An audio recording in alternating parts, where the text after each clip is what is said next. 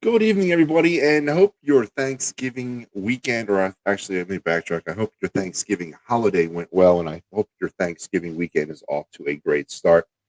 Welcome back to Clear the Ice here on the Edge of Philly Sports with your boy, Matty B. And yeah, yeah, winless streak now goes to 9 as the Flyers came out today, and that annual uh, matinee. It used to be a straight matinee, but it really it's kind of changed a little bit. They start time at about 5:30 tonight. Not quite a matinee, not quite night, kind of twilight start there at the center in South Philadelphia on their annual Black Friday game. This time the Flyers faced their cross-state rivals, the Pittsburgh Penguins, and I long for the days. I long for the days when when this rivalry goes back to meaning something. Because right now it is as lopsided as the Flyers team is right now. As the Flyers went out today in a very listless 4-1 loss to the Pittsburgh Penguins, one of their worst losses of the season. They showed some energy and giddy up for about 5 minutes of the game, and then after that, it was all downhill. A bad turnover led to a Penguins' first goal. A bunch of deflections led to two other goals, and then a really bad wraparound goal, which ended up chasing Carter Hart in this game as the Flyers would go down 4-1. And just a bad hockey game from a bad hockey team. And that's really all that's got to be said about that.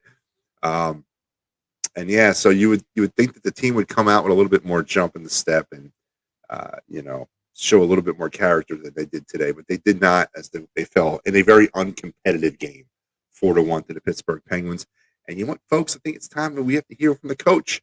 Let's head over to the Wells Fargo Center and earlier today after the game. This is what John Tortorella had to say about the effort from the boys.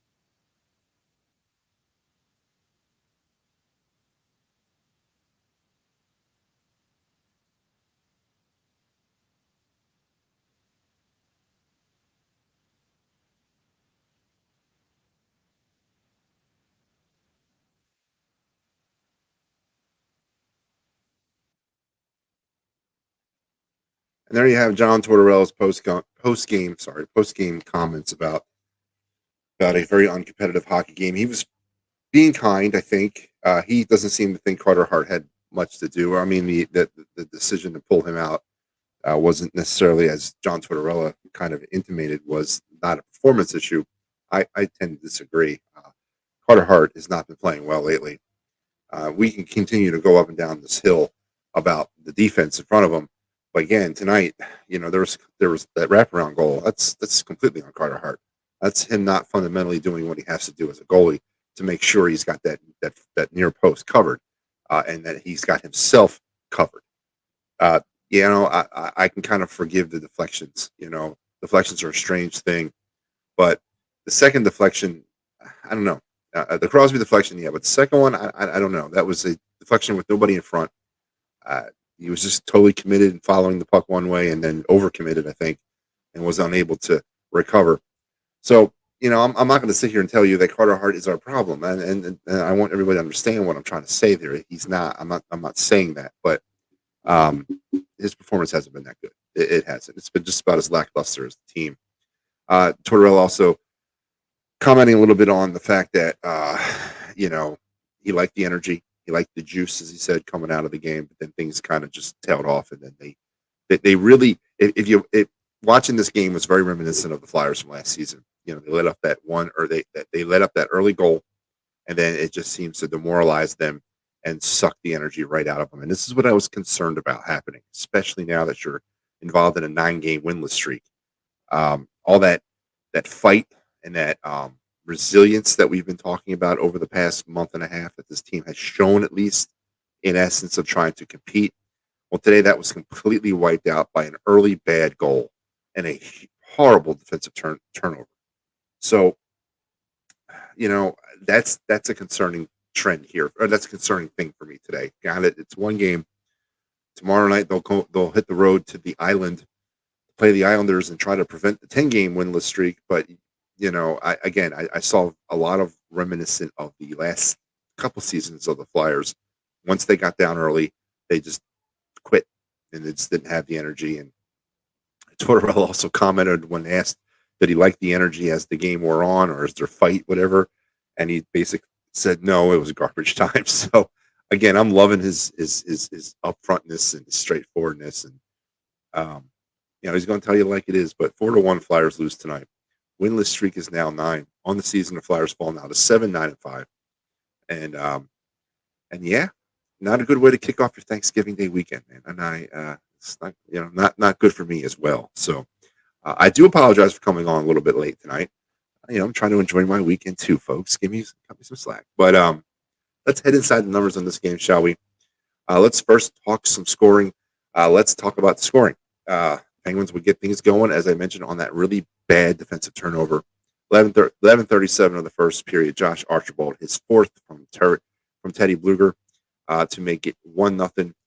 And then with about 31 seconds remaining in the period, Sidney Crosby on a deflection, his 11th of the year. Marcus Peterson and Chris Letang with the assist. 2-0 Penguins heading into the second period. And then the Penguins just continued to pull away. At the 2:59 mark, another deflection. Ryan Pooling his third to make it 3-0. And then the wraparound goal that Carter Hart gave up at 13:37. Ryan Pooling his fourth, second of the game. 4-0 Flyers. Felix Sandstrom came in at that point, took over for Carter Hart the rest of the way. Kevin Hayes would get the Flyers off the schneid at 10:04 with his sixth of the season. 4-1, and that is your final as the Flyers fall today at home. Now winless in their last 9.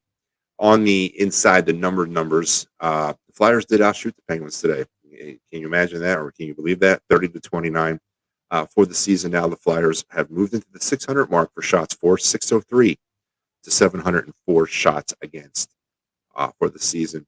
They were 0 for 1 on the power play, and they did not give up a power play goal. 0 for 3. The Penguins were 0 for 3, so that's positive. The Flyers now on the season for the power play, 10 for 67.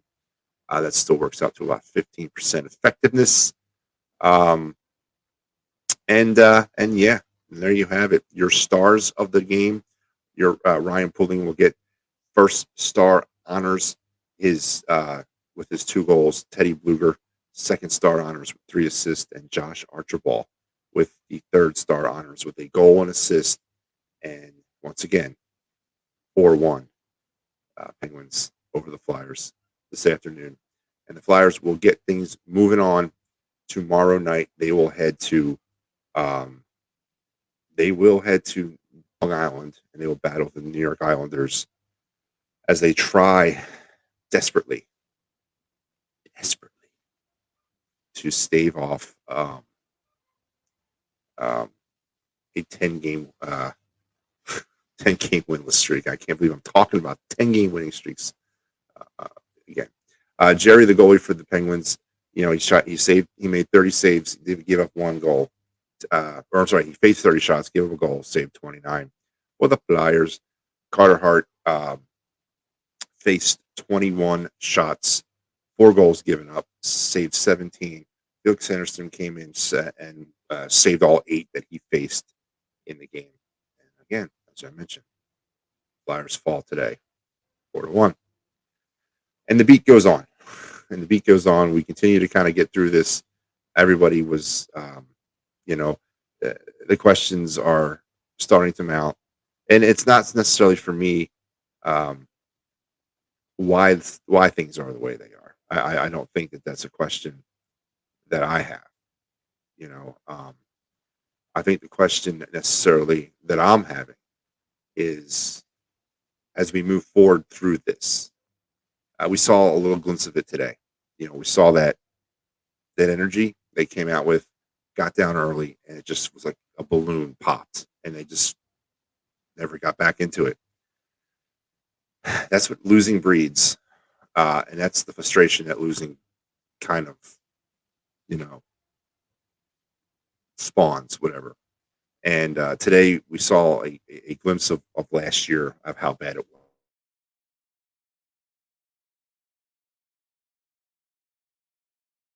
A little frustrated and a little confused and a little bewildered. But today was just not a good game. It was just not a good game for this team.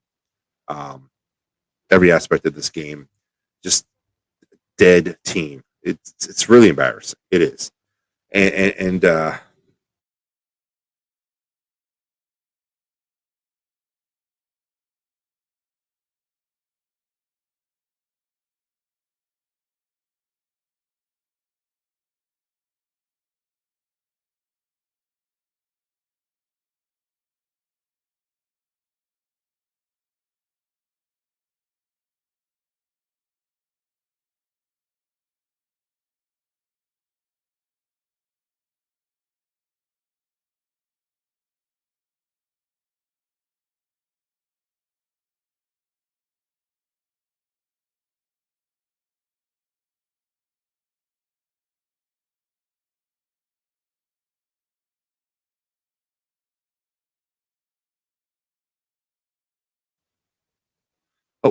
we're back.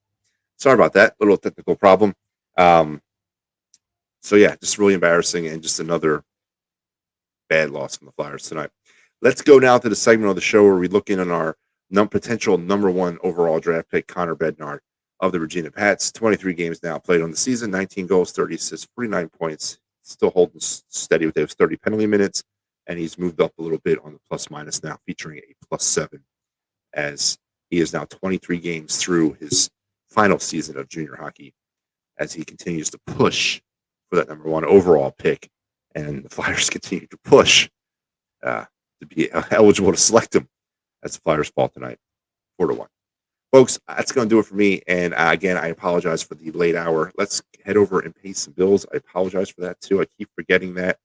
Don't forget, this is the lineup that's coming up, or that's we've been doing all week here on the Edge of Play Sports.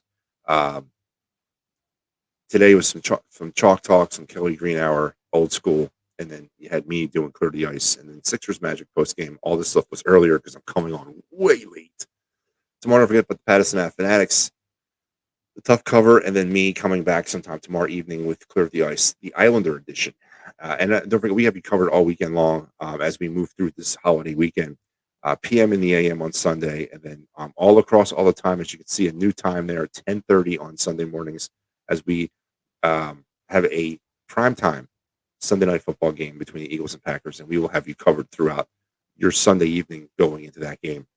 Um, don't forget workman's comp, motor vehicle accidents, personal injury, or criminal law questions. Give Dave Cherry at 610-565-0300 a call. He'll help you out. And the quintessential Delco bar, the bar, Dolan's Bar, uh, down there in Ridley Park. Stop by, tell PJ we sent you. Enjoy your holiday weekend there. Heard it was hopping on the night before Thanksgiving. And Philly sports trips. Next one coming up December 11th against the Giants. I believe it's sold out. But don't forget, we've still got two more left, Chicago and Dallas. Head over there. Make sure you get on those trips to check out the Eagles as they make their push here on the backside of the 2022 schedule. And don't forget the home tailgate parties at the Gatehouse. Every home game. So we have one coming up Sunday night. Head over there. Check everything out of what they got to offer, and they will take care of you. So, and one last thing, don't forget the toy drive, the Delco Group Toy Drive, December 9th, 3 p.m. to 7 p.m. down there at 77 West Sproul Road in Springfield. Bring a toy, donate a toy. Doesn't have to be huge, something small, but just donate something to a family that's a little less off than you are this holiday season as they try to give their children a good Christmas or holiday. Folks, that is going to do it for me. I hope I caught you at a good time. It wasn't too late. I tried to get on a little earlier, but I couldn't. I will be back tomorrow to talk some Flyers, Islanders. We are in this thing for the long haul, folks. So I'm not going to go nowhere, and I hope you don't either. Until we talk again, what did they say? Let's go Flyers.